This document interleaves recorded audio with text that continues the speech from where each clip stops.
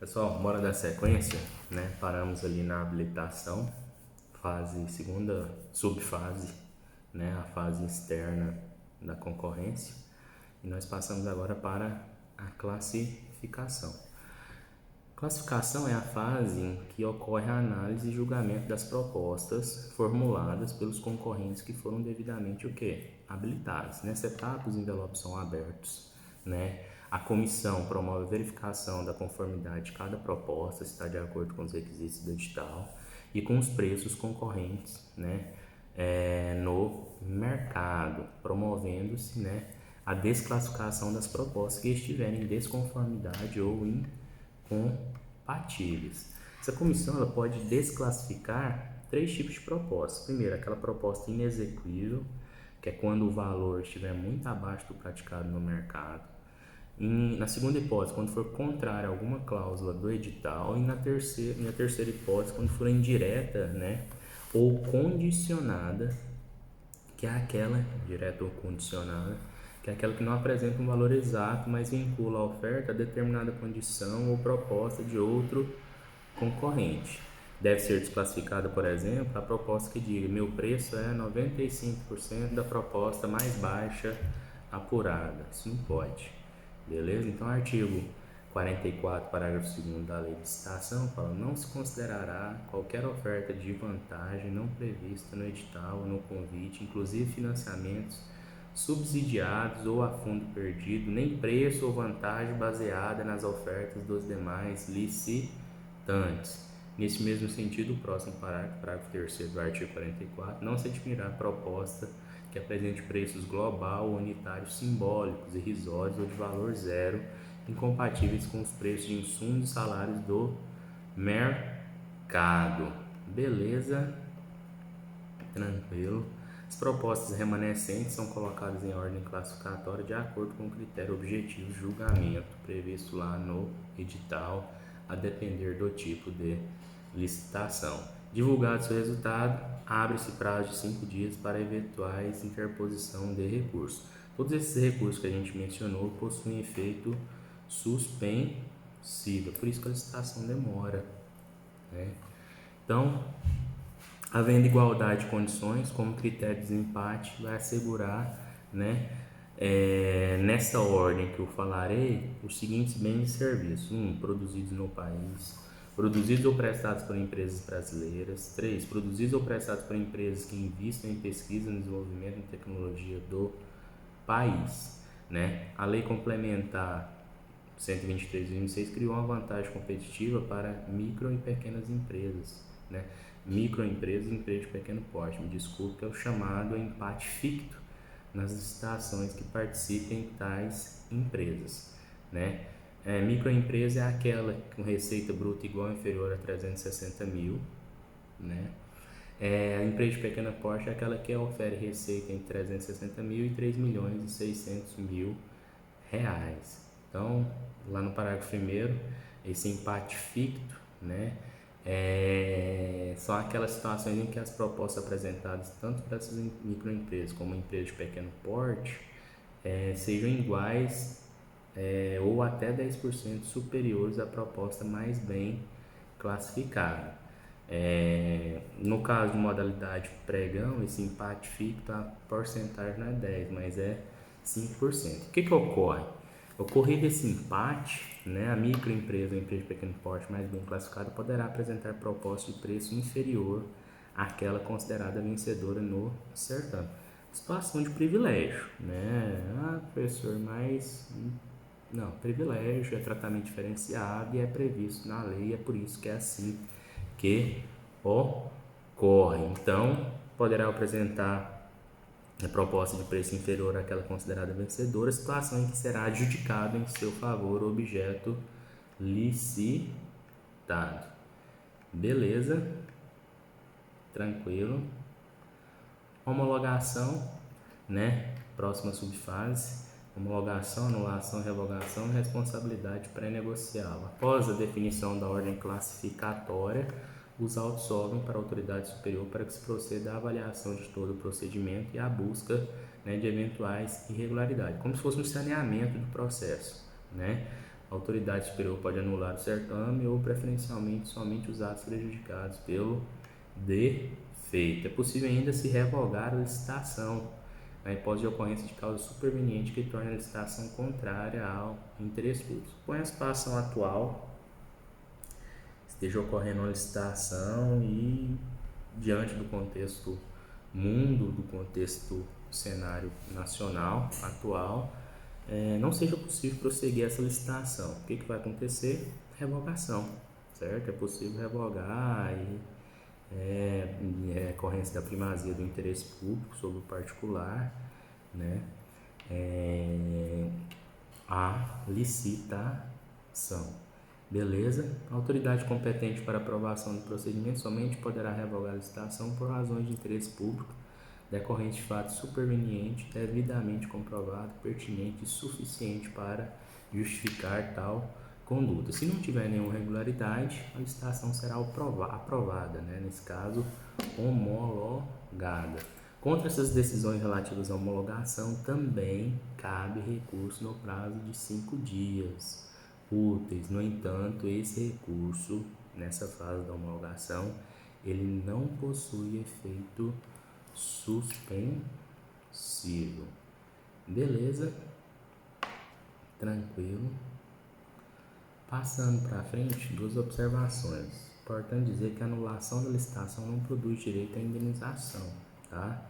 Na revogação, a indenização é devida, sim.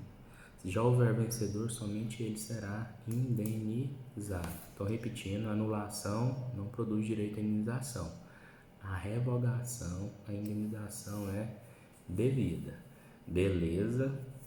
Para alguns autores, corrente minoritária, a fase da adjudicação antecede a fase da homologação. Não é o que prevalece, tá? Primeiro homologa, depois ocorre a adjudicação. Mas antes de a gente passar a adjudicação, a gente cabe falar de responsabilidade pré-negocial, né, do Estado, que é aquela, né, que ocorre, né, a discussão acerca do dever de indenizar os licitantes nas hipóteses de revogação ou eventual anulação do certame.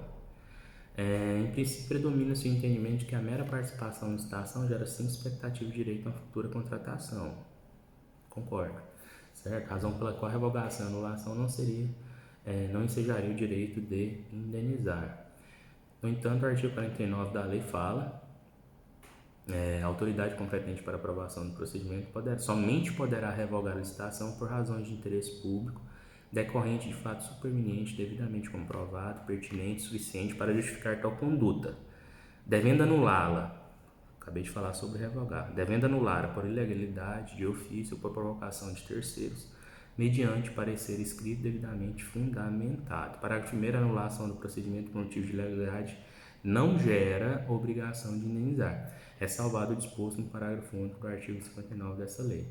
Diferente a situação do vencedor do certame. Lá no artigo 59, parágrafo único, fala: a nulidade da licitação não exonera a administração do dever de indenizar o contratado pelo que este houver executado até a data em que ela for declarada ou por outros prejuízos, declarada nula, né, ou por outros prejuízos regularmente comprovados, contanto que não lhe seja imputável, promovendo-se a responsabilidade quem lhe deu causa, né? Então, se a revogação for ilícita, decretada sem ocorrência de fato superveniente, passivo de justificar, indenização, responsabilidade, artigo 37, parágrafo 6 da Constituição. No meu exemplo, né, da revogação por fato atual, situação totalmente descabível de indenização. Beleza? Homologada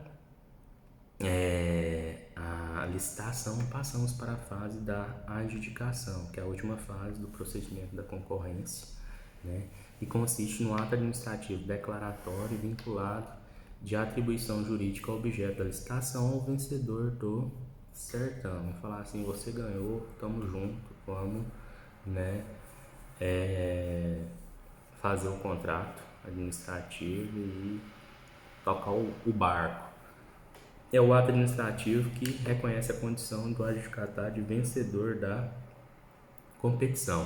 Produz 2 efeitos: atribui o direito ao vencedor de não ser preterido na celebração do contrato e provoca a liberação dos licitantes vencidos. Procurem outra licitação, que essa aqui não foi para vocês. O adjudicatário ele não tem direito adquirido à celebração do contrato. Olha só, hein? O adjudicatário não tem direito adquirido à celebração do contrato, mas mera expectativa de direito. Isso porque, mesmo após a adjudicação, a administração não é obrigada a celebrar o contrato, cabendo-lhe avaliar a conveniência e oportunidade da contratação. Eu, particularmente, acho um absurdo isso aqui, né? Mas conveniência e oportunidade, primazia do interesse público sobre o particular, entre outros princípios, né? Possibilitam a administração agir dessa forma, beleza? Se houver celebração de contrato com preterição na ordem classificatória, é nula a contratação, fato, né? Tá lá no artigo 50 da lei, né? Passando a adjudicatária a ter direito adquirido a figurar no contrato. Isso aqui é igual preterir na hora de chamar os candidatos aprovados, né, em determinado concurso público. Não pode, né, preterir o vencedor. Beleza? Nesse ponto, a administração convocará regularmente o interessado para assinar o termo de contrato, aceitar ou retirar o instrumento equivalente dentro do prazo e condições pré-estabelecidos, sob pena de decair o direito à contratação, admitida uma prorrogação por igual período quando solicitado pela parte requerente durante o seu transcurso. Beleza? Tranquilo? Então, a lei ainda faculta a administração, quando o convocado não assina o termo de contrato, não aceita, não retira o instrumento equivalente no prazo, a convocar os licitantes remanescentes na ordem de classificação para fazê-lo em igual prazo nas mesmas condições propostas pelo primeiro classificado, né? E aí nas mesmas condições, preços, né? Em que o vencedor ganhou, né? Porque o segundo classificado lá tinha oferecido um preço um pouco maior, que ele vai ficar com aquele preço dele. Não, a administração falou assim, você quer? Tá aqui, a gente tinha fechado nesse preço, o ganhador assim, então vai ter no preço, né, mesmos critérios do primeiro classificado. Se passar 60 dias da data de entrega das propostas, sem convocação para contratação, ficam os licitantes liberados dos compromissos assumidos. Beleza, gente? Tranquilo? Dúvidas? Vamos prosseguir mais uns 7 minutos. A gente passa agora a falar sobre contratação direta, né? A gente estudou as fases da concorrência, que vocês viram, começaram a ver na última aula. E como a gente tem material escrito disponível, gente, é imprescindível que vocês façam a leitura desse material, tá? É imprescindível. Vamos dar sequência, contratação direta. No direito brasileiro, a regra é que toda contratação deve preceder de uma licitação, certo? Só que a Constituição atribui, né, ao legislador competência para definir casos excepcionais em que a licitação não vai ser realizada. Está lá no artigo 37, inciso 21. Então, excepcionalmente, a legislação autoriza a realização de contratação direta sem licitação. O direito brasileiro prevê inúmeros casos em que a licitação não deve ser feita, ocorrendo contratação direta. Beleza? Tranquilo. E aí há uma parte da doutrina que nomina, né, essa situação, fala que deve ser feito um credenciamento, né, nessas hipóteses em que se afasta o dever de realizar a licitação. A licitação, por exemplo, contrato de credenciamento com o qual o poder público habilita qualquer interessado em realizar determinada atividade, não havendo necessidade de estabelecer competição. Exemplo, credenciamento de hospitais para o SUS, né? Então, essa contratação direta, está lá na lei de licitação, revela a existência de 4 institutos diferentes, né? a dispensa da contratação, a inexigibilidade da contratação, a vedação e a licitação dispensada.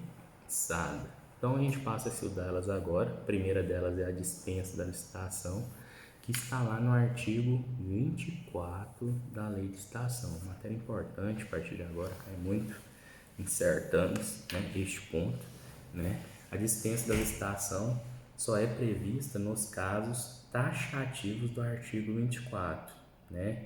Esses casos que envolvem situações que a competição é possível, mas sua realização pode não ser para a administração conveniente e oportuna, certo? À luz do interesse público. Então, nos casos de dispensa, a efetivação da contratação direta é uma decisão discricionária da administração pública. Exemplo, contratação de objetos de pequeno valor. Quais são essas hipóteses de dispensa da licitação? Estão lá no artigo 24, a primeira, para obras e serviços de engenharia de valor até R$ 33.000, desde que não se refiram a parcelas de uma mesma obra ou serviço, ou ainda para obras e serviços da mesma natureza e no mesmo local, que possam ser realizadas conjunta e concomitantemente. Olha só, interessante o valor. Obras e serviços de engenharia de até R$ 33.000. 2. Para outros serviços e compras de valor, né? Olha lá em cima, vamos voltar. Inciso 1. Obras e serviços de engenharia de valor de até R$ 33.000.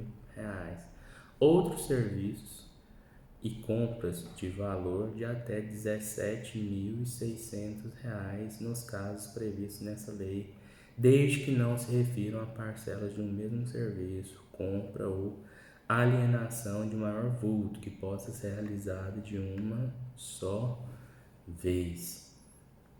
Tem a orientação número 10 da Advocacia Geral da União que fala: a definição do valor da contratação levará em conta o período de vigência do contrato e as possíveis prorrogações para a realização da licitação exclusiva, microempresa, empresa de pequeno porte, sociedade cooperativa. B, a escolha de uma das modalidades convencionais, concorrência, tomada de preço, convite. E C, o enquadramento das contratações previstas no artigo 24, inciso 1 e 2 da Lei 866 de 93. Beleza?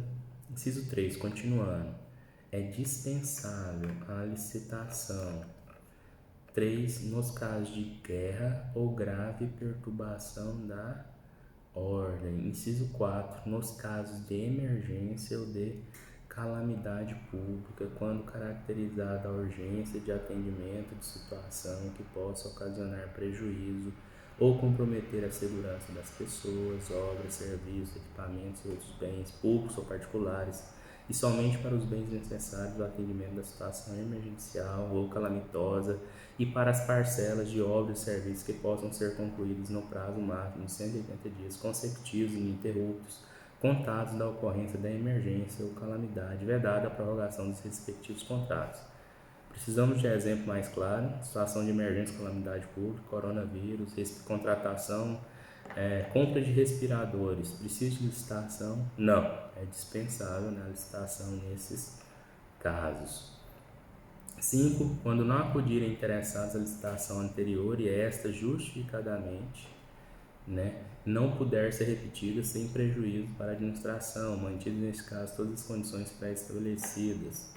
6. Quando a União tiver que intervir no domínio econômico para regular preço ou normalizar o abastecimento. Pode ser mais uma hipótese do atual período, hein? A União ter que intervir no domínio econômico para regular preço ou normalizar o abastecimento. 7. Quando as propostas apresentadas consignarem preços manifestamente superiores aos praticados no mercado nacional ou forem incompatíveis com os fixados pelos órgãos oficiais competentes, caso em que, observado o parágrafo 1 do artigo 48 da Lei de Licitação e persistindo a situação, será admitida a adjudicação direta dos bens e serviços o valor não superior ao constante do registro de preço ou dos serviços. 8.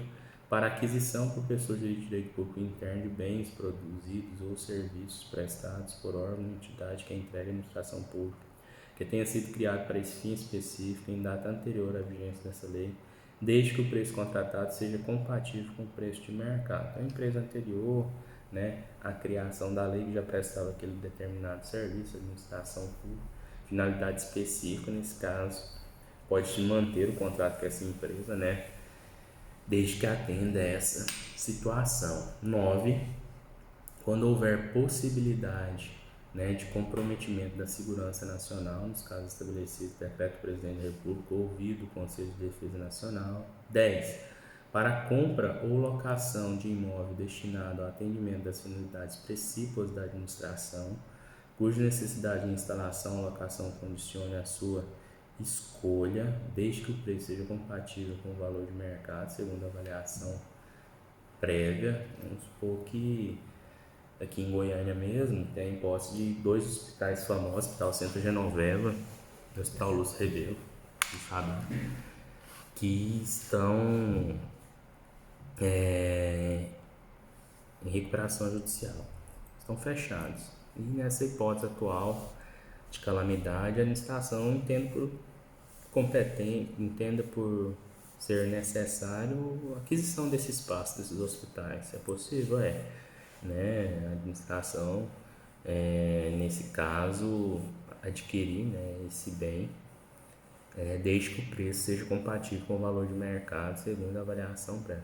No caso aqui, gente, em decorrência da situação, o juiz da vara lá de recuperação judicial determinou a abertura, né, e a utilização do bem pela administração, né, até passada essa situação emergencial.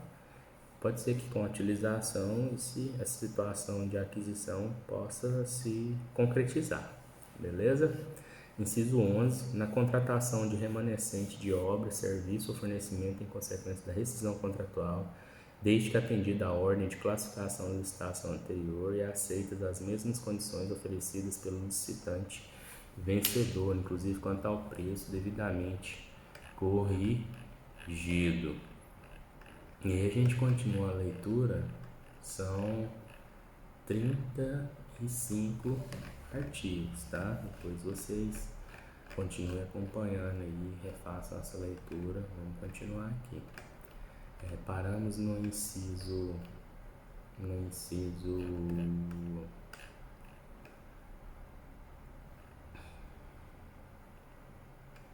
11, estamos no 12, né? Nas compras de hortifruti grangeiros, pão e outros gêneros perecíveis no tempo necessário para a realização dos processos licitatórios correspondentes, realizados diretamente com preço no dia. Todas essas hipóteses são hipóteses de dispensa da licitação. Vamos até o 15 e a gente dá uma paradinha. Na contratação de instituição brasileira incumbida, regimental ou estatutariamente da pesquisa, do ensino e desenvolvimento institucional ou de instituição dedicada à recuperação social do preso, desde que contratada detenha inquestionável reputação ética profissional e não tenha fins lucrativos. 14. Né, para aquisição de bens ou serviços nos termos de acordo internacional específico aprovado pelo Congresso Nacional, quando as condições ofertadas forem manifestamente vantajosas para o poder público. Por fim, 15. Para aquisição ou restauração de obras de arte e objetos históricos de autenticidade certificada, desde que compatíveis ou inerentes às finalidades do órgão ou entidade. Continuamos até o inciso 35, agora há pouco, vamos dar uma paradinha para tomar água. Agora a gente volta. Obrigado.